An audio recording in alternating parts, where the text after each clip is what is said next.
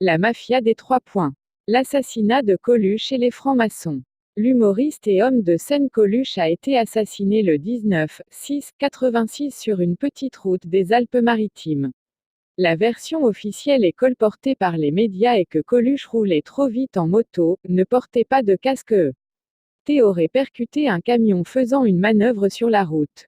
Cependant, le livre Coluche l'accident, de Jean Depucé et Antoine Casubolo, paru aux éditions privées, relate une toute autre version. Selon ce livre, 2 amis suivaient Coluche en moto. Ludovic Paris et Didier Lavergne. Ces 2 amis de Coluche ont témoigné que le chauffeur du camion, un certain monsieur Hardisson, a braqué au dernier moment en plein milieu d'une ligne droite pour écraser Coluche qui roulait à 60 km/h. Les analyses ont montré que Coluche n'était ni sous l'emprise de la drogue ni sous celle de l'alcool.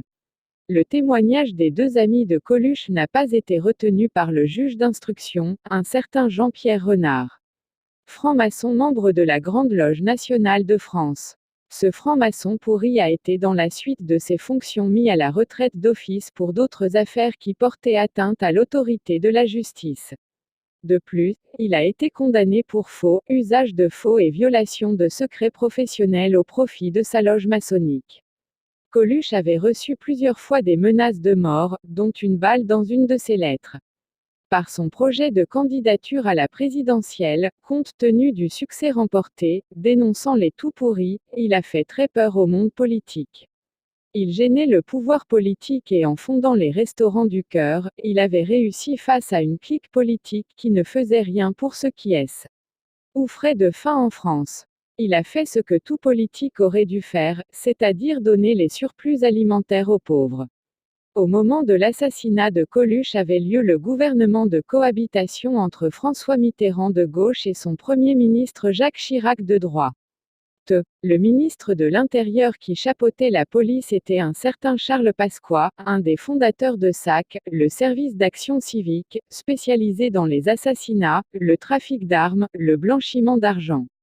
Le SAC recrutait dans les milieux criminels. À début, le SAC était le service secret du RPF, le parti de Gaulle. C'est ce service qui a initié le coup d'État de mai 1958, suite aux événements d'Algérie et a provoqué la passation du pouvoir de René Coty au général de Gaulle.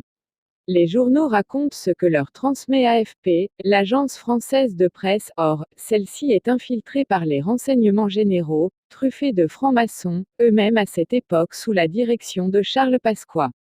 Coluche connaissait aussi l'affaire de Mazarine, la fille secrète de Mitterrand avec Anne Pinjot. C'est ainsi aussi que le journaliste Jean Edernalier qui dans son journal, L'Idiot International, voulait révéler l'affaire Mazarine est mort mystérieusement en vélo. De même que le chanteur Balavoine qui malmenait le pouvoir et a fait honte aux gouvernants en fournissant des pompes à eau en Afrique est mort mystérieusement dans un accident d'hélicoptère en Afrique. Toutes ces morts sont suspectes et comme toujours on retrouve des francs-maçons au centre de ces affaires. Voir aussi l'introduction de mon blog sur l'assassinat maçonnique de Paul Doumer, ancien président de la République française.